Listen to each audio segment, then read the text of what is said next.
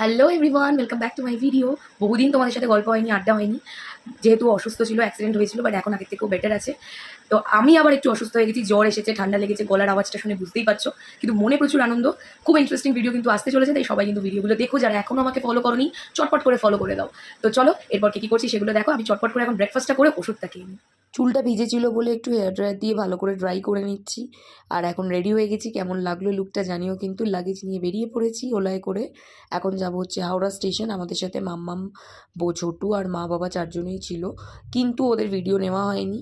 আর এখন আমরা বসেছিলাম, ট্রেনও ছেড়ে দিয়েছে। তো প্রথমেই আজকে দিয়েছিল স্ন্যাক্সে অনেক কিছু খাবার, সেগুলোর জন্য কিন্তু বড় ভ্লগটা দেখতে হবে। আর আমার একটু জ্বর এসেছে বলে আমি চা খাচ্ছিলাম। তারপর ডিনারটাও বেশ ভালোই দিয়েছিল। সব কিছু কিন্তু আমি একটা বড় ভিডিওতে শেয়ার করব। তো খাওয়া দাওয়া কমপ্লিট, এবার শুয়ে পড়ার পালা। চলো আজকের ভিডিওটা এখানেই শেষ করলাম। দেখা হচ্ছে পরের ভ্লগে। টাটা।